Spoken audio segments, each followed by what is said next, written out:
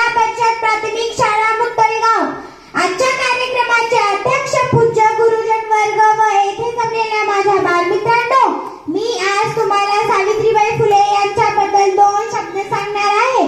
तरी ते तुम्ही शांतचित्ताने ऐकून घ्यावे ही माझी नम्र विनंती.